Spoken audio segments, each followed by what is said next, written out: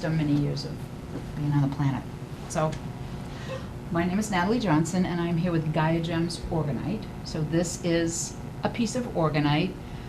This is our latest creation. We made 5 of these grids. This is Earth, but we have one for each of the elements: Earth, Air, Fire, Water, and Spirit. Each one represents the element. They're made with stones, crystals, metal. This is yew bark for the trees, and they have crystals, double terminated quartz crystals implanted in them. So the idea for these pieces are for groups of people who are meditating and sending energy to help heal the earth, all the elements of the earth, focus their energies. So all of the elements are in trouble now. The earth is in trouble. They each have different issues, you know, the drilling, the fracking, the cutting down of the forest, all of those are kind of the earth element related things. There's one for water. The ocean is polluted. The coral reefs are dying. There's that big blob of plastic junk in the middle of the Pacific. The air, the chemtrails, the gases that are going into the air. So all of the elements that make up our life on Earth are suffering. And so we are suffering as well, because we're getting all of this stuff. And it's kind of a result of our modern way of life. We have, as a species, really evolved in terms of what we're capable of doing technologically, but in terms of actually knowing how to live on the planet and live with each other, we haven't learned much. And all of these wonderful things that we think make our life easier are actually killing us and killing the planet. And we're almost out of time, but not quite. So there is a chance to not return to, you know, being cave people, but there are things that we can do that will help reverse some of the damage that we have caused and actually make us happier. I think that we all live under a lot of stress. I think stress is the main thing that makes us sick. I think that the pace that we live in, what we expect of ourselves, and the lack of self-care that most of us have is really making us sick. I think that 9/11 was really a seminal event. I think that that affected Americans far more than we realized. That really shook our faith in our ability to be in the world. And it put us into a great deal of fear. And I think a lot of us have never really recovered from that, and we don't realize that. And now, since the election, whether it turned out the way you like or the way you don't like, we're in that fear again, the fear of the unknown, what's going to happen. Every day something changes. Every day something is shifting. A lot of the laws and the regulations that were protecting the earth are now just disappearing. We've been encouraged to question people who are different from us. This whole business of us against them, people who are different, people who come from somewhere else, people who believe something else, different religions, is making us all fearful. It's just, no matter where you stand on the political spectrum of things, none of us feel secure. So one of the best ways to get back to some sense of equilibrium is to go back to simpler things. And the earth, for millions of years, the earth has supported life. For the past 400 years, since the colonists came to this country, we have kind of trashed this continent. Thousands of years Native Americans lived here, not always in peace with each other, but they only took what they needed. They respected the earth. They learned about the plants. They made their own medicines. They used the animals for food and shelter, and they didn't pollute anything. If they had all disappeared, the earth would have looked as pristine as it did when they first arrived. Not so much with us. And we're killing ourselves. You know, I don't know why we think that we can do that and still have life. Nobody else, no other animal trashes its own home. We don't have any place else to go. If the water becomes undrinkable, if the air becomes unbreathable, we die. And the earth will go on, but we won't. So we need to kind of think about that. And I think we would be happier if we felt more at home. We don't really feel at home with nature. A lot of people are so disconnected from the natural world. You know, they're afraid to go out in the forest. They're afraid to go out at night. You know, the natural world is not something that's beautiful, that we feel comfortable and at ease with. It's something that we fear because we don't understand it, and we don't understand the way it works and natural laws. If we understood them and we realized that everything is interconnected and we're just a part of that. We're not the king of the hill. We're just a part of it, and we can live, everything can live if we just follow the rules. So we have kind of come up with a way of working with the elements to address this. And we've come up with a set of cards. I'm going to give these to you. And there are 4 cards for each of the 5 elements. If you want to just pick one.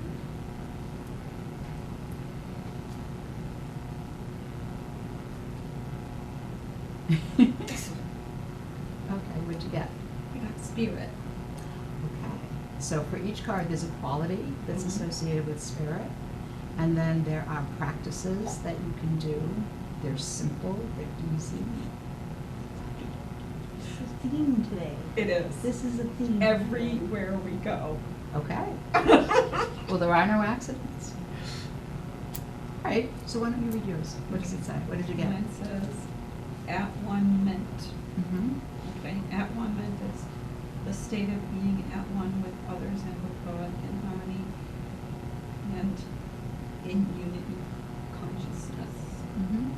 It is the sum of disparate parts joining together for the betterment of all. The physical world in which we live is the manifestation of the 4 elements combined: earth, air, fire, water, create all that we perceive with our senses. The 5th element, spirit, animates and breathes life into all. The process by which the elements are combined was known in the ancient times as alchemy. Through spiritual alchemy, we are absorbed back into oneness, where all life begins. Practice. Study alchemy or shamanism and learn to work with the elements. Learn to pray, make time each day to commune with the divine. Deepen your connection to the spirit through sound hearing, sound healing, drumming or chanting. Affirmation. Traveling to source on the beat of the drum, I bless the elements and offer my prayer for a new world. So we all are spiritual beings. We're humans, but we all are spiritual beings, and we're here on earth to experience what earth has to offer. But if we lose that connection with the divine, then we're lost. So most of us are so busy we don't take the time to pray. Maybe we don't even know how to pray. Maybe we don't believe in prayer. Meditation is another really good thing, which is just getting quiet, sitting down, taking a few moments, just going within. We don't do that anymore. We're so busy. We're so much we're distracted. We're distracted by all the things we have to do. We're distracted by the outside world. We have forgotten how to just be. We're human beings, but we've become human doings. We don't, and sometimes we're afraid to just be quiet and be alone with our thoughts. We don't know what's gonna, come up. So it's really important to take the time every day and get quiet, whether you meditate, a guided meditation, or just, go out in nature and sit there and listen to the birds. Whatever it is, just give yourself time to make that connection to spirit and feel like there's something other than you that's in charge. There's some place that you can go to in your mind for guidance. It helps you to feel not so alone in the world, because a lot of us feel really lonely and adrift, and we just don't know what to do. So the connection to spirit is really, really important. So yours is water. Quality, let go. Letting go and releasing that which no longer serves our highest good is what allows us to move forward on our path in life. Often we get stuck in the old ideas and stories that were once true but need updating. We come to realize that the opinions adopted in childhood from adults may not reflect what we believe in today. Change is difficult for most of us because it creates fear. Water can gently push us along, purifying and preparing us for a brand new direction. To practice is trace something you wish to release on a leaf. Toss it into a moving stream and watch it be carried away. Stand under a shower and imagine the water washing away all your cares of the day and releasing them down the drain. If health permits, participate in a sacred sweat lodge. My affirmation: allow me to plunge deep into the waters of emotion, that I may be cleansed, and from that place of purity, chart a new course. So you said that water keeps coming up for you? Let go. Let go. Let go. This is the fourth time today. That comes up for a lot of us. It's hard to let go. We hang on to things that no longer serve us. We hang on to old stories that do need to be updated. For instance, I used to be really, really shy as a child, and it held me back. I haven't been that way for years, but I still tell people that I'm really shy. And one day I realized that's not true anymore. Not really. I'm not shy. It doesn't, I'm a little shy, but it doesn't prevent me from doing things anymore. So I need to kind of update my story and revise it and really think about what's true. We all grow up with ideas that we learn from our parents or teachers or religious figures, and we just kind of took on those things without thinking about them. And we don't ever go back to say, well, maybe that's not really what I think. Or maybe it's not what I think anymore. Maybe I've changed, I've grown up. Maybe my story is different now. And it is the fear, we all have fears. It is the fear of letting go, of changing, if you let go of something, that's why people stay in unhappy relationships, because it's familiar. As bad as it is, it's what we know. And sometimes it's easier to stay in that, even though it's horrible, than to take the chance and let that go and trust that there's going to be something better out there for us, that we will survive if we leave. So letting go is a huge, huge thing. It takes a lot of courage to let go. But that's something that water can teach us. If you look at a stream, it just keeps going. And if you're in the stream, you can hang onto the edge and not move, or you can just let go. And it's going to take you somewhere. You're not going to drown. You're just going to be free, and you're going to end up somewhere, and maybe it's going to be somewhere better. Water also knows how to go around things. If there's a rock in the middle of the stream, it's going to split. It's going to go around it. It's not going to smash up against it. So it's going to find another way. So it's flexible. It's fluid. It's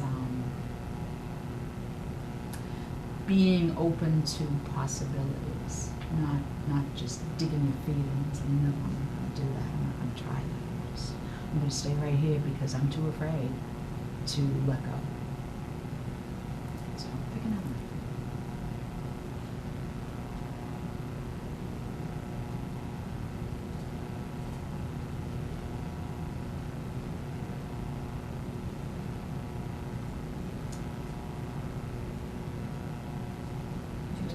Sure. Earth. Qualities: physicality. We experience the physical world through our five senses. All that we perceive is matter or results, and combining the elements according to the laws of nature. We walk on the earth. We breathe the air.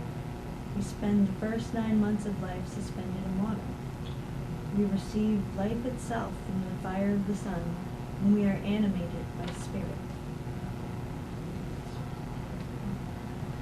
Our body is the temple that houses our soul. It allows us to have the experience we call life. Spirit is infinite, but the physical envelope housing it is not. Therefore, it is of utmost importance to maintain good health practices. Eat mindfully, bringing awareness through the senses. Notice how food looks, feels, smells, sounds, and tastes. Walk in meditation, experiencing the earth through each of the five senses. Put on music and dance with abandon.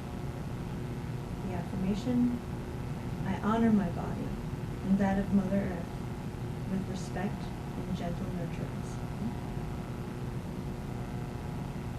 So I think sometimes there's a correlation between a lack of respect for Mother Earth, who is being, a sentient being with feelings, and the way we treat our own bodies. We don't always honor our own bodies. We, especially as women, we really allow society's idea of what we should look like to make us feel bad about ourselves if we don't look that way. As women, we have experienced a lot of dishonoring from society in general. It is a man's world still, in many ways, and they are in charge. And sometimes we dishonor ourselves trying to fit in and trying to please others. We also don't necessarily stick together. If women stuck together, we could accomplish anything because we're strong. You know, we are able to birth life. Nobody else can do that. That is a miracle, and that is amazing. And that is strength. No man could do that. But we pick at each other. We don't stick together. We are so strong. Did either of you go to the Women's March? No. It was amazing. I went to the one in Boston. It was absolutely amazing. There were like 1 million women there. And it was a beautiful sunny day. They had pulled a permit for 35,000, and there were over 100,000 people there. I never got to march. I got to stand in a crowd and not move for 4 hours. But there was no violence. There was no dissension. People were just in a wonderful mood. Nobody tried to push. There was such a feeling of solidarity. And I think that women caretake children. Women find ways to cooperate. Women are willing to compromise more than men. Women don't seek power over. The earth is a feminine entity. It is a female planet. You know, the fact that the earth can grow life. If you take a seed, I don't know if you've ever gardened, but you take this little dried up seed and you stick it in the ground, and it rains and the sun comes out, and a week later this little thing has pushed up from the earth, and if you allow it to, it will grow. It will grow into something that can feed you. That's amazing. That is a miracle, and that's what we do as well. So we have that in common with the earth. She's female, we're female. We need to take care of each other. Gratitude.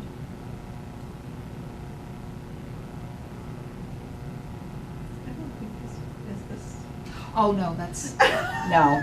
Pick another one. That's not an element. I was like, wait a minute. Wait a minute, Like what's an this? index card, like a front of the. That's book thanking card. all the people that, Yes. yes. So air. There. Yeah,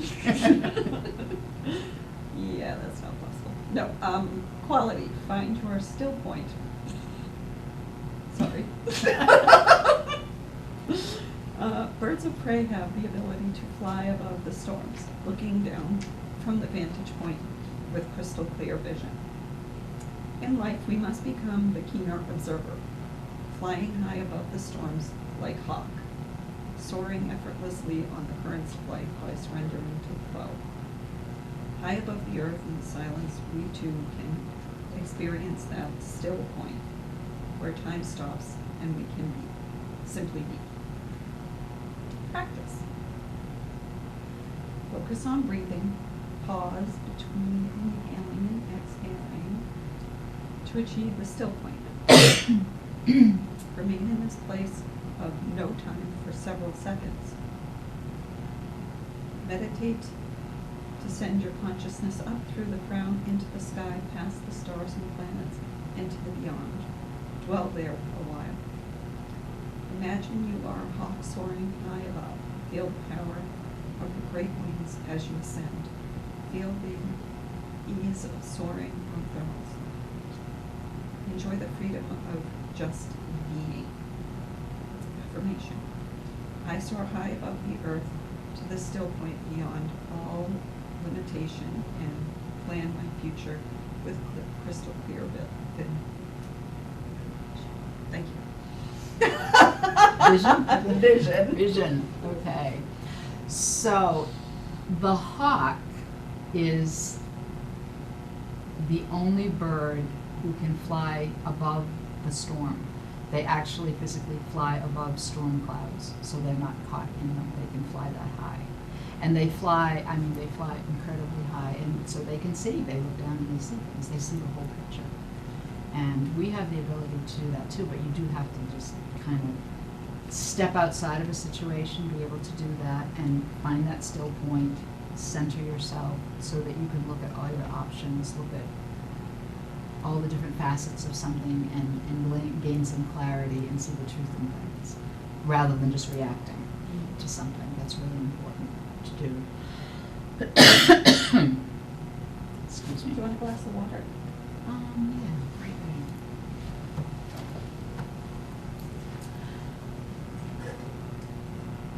So there are some things that we all can do to try to get back to a simpler life. Thank you very much. You're And welcome. live more organically. I don't know, do you ladies live in the country or the city or Suburbs. I suburbs? live in Hudson. Okay, in a house? In a So do you have a house. yard? I do. Okay, one thing that is really good is to plant a garden. We have one. Excellent. So you grow your own food, some of it? All right, so in the summer you eat well if the garden We does attempt. well. We attempt, I do too, Sounds like but it's a groundhog. way, oh my God. I feel your pain. I had one for 5 years, Chucky. Yes, he was huge. Mm-hmm. Yes, and he would appear every spring and he would eat everything, Mm-hmm. or half of everything, you know, like half of a flower, then he would go on to the next one. And he was very smart. I don't know whatever happened to him, but I really hated him. It gets personal, even though you know it's not. Last year was the first time we actually planted a vegetable garden. He ate all 18 of my lettuce plants. Yeah. He ate all of our cucumber plants, Yep. half the squashes. Mm-hmm. Carrots had no chance. Mm. It was just ugly. They gotta eat too. I know They're they gotta gonna eat plant too, stuff but there's a outside whole where they berry live. patch right next door. But He's got But a see, hole they're there. greedy, they're They're- greedy. they're outside. I They think would have it's theirs. shared, I even one year planted him his own area. Yeah, see? These are the This things is I for know you. you really like, this is for you, this is mine. That would have been fine. Chucky chose not to No. take that option. See? Told you. Yes, they're very nasty. So the 5th year, he was out there one day, and I had tried everything. I even borrowed a BB gun. If I had had a real gun. Not really. But he was there, and he was nibbling on something, and I was looking at him, and I'm thinking, you know, he's kind of cute, really. And he's just a woodchuck, and he's just trying to get along, and maybe he has a family, and he's just trying to live like everybody else. And I know it's not personal. And at that moment, I just kind of lost that anger towards him. And the next day, he was gone. He disappeared. When I was able to switch my Mhm. thinking towards him, he disappeared. He never came back. I don't know what happened to him. This woodchuck has been in the neighborhood. I don't know how long they lived, but maybe it's his family, his descendants. I've lived in this neighborhood for 40 years. This woodchuck and his kin. Yeah, I don't think it's the same one. Have tunnels Oh, yeah. throughout the whole neighborhood. Yeah. Yeah. So, you know, I was perfectly fine with them coming up into our yard, digging Yep. their holes. Okay, you want to have a hole there? Yep, Fine. yep. Never tried to drown them out. Nothing. Yeah, yeah. I try to do something. One nice thing. One nice thing. Eats it all up. Greed. Hunger. Greed.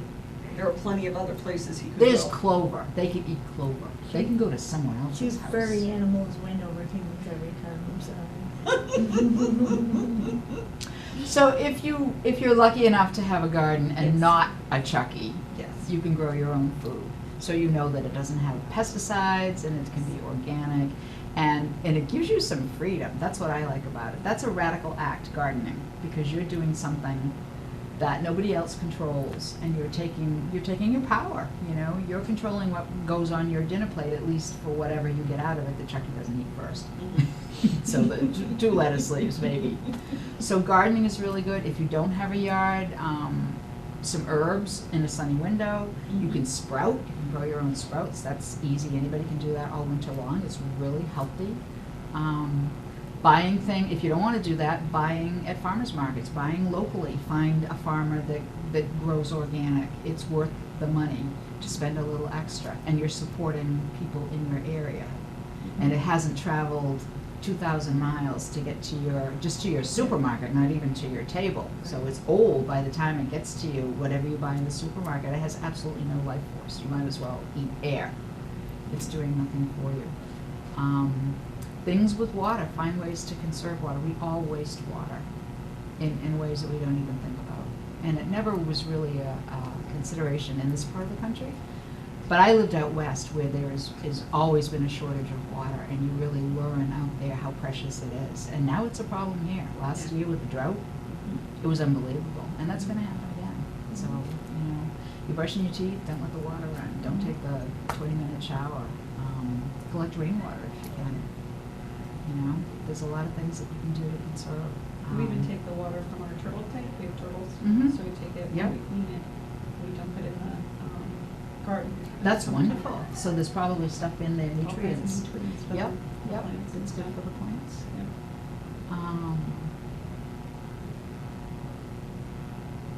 My husband and I do fight over him watering the lawn so much that I get really mad at him. Yeah, for I won't watering water the I don't lawn. want the lawn is neat, and I don't really have a lawn.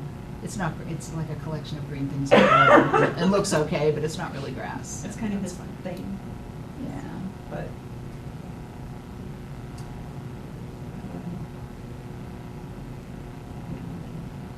Wait, no, it's not our day to water. Shut that up. 2 minutes, no, shut up.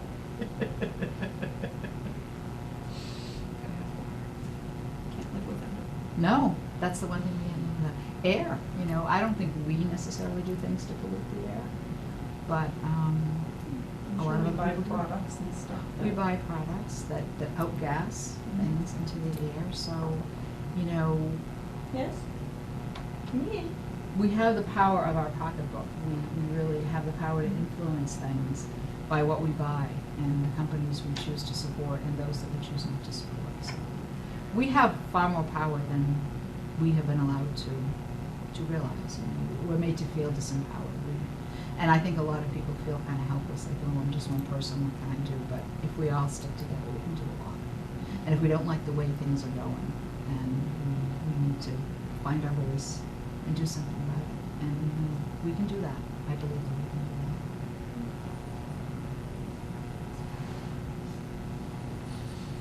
Is that the balance? Can't compete with her. So that's basically what we're doing. We are trying to educate people. And the other thing, do either of you have kids Yes, we both do. We both have a daughter. together? No. Oh, She okay. has one and I have one. Okay. How old are they? 23. 25. Shut up. Wow. I'm shocked. Well, if you have children, if you have little kids, that's where we need to start. We have nieces and nephews. Okay. So educate them, take them out for walks, show them plants, take them out to look at the stars. All children love animals. No child would hurt an animal. If people were honest with kids and let them know what that hamburger really is, the world would be vegetarian because they would never eat animals.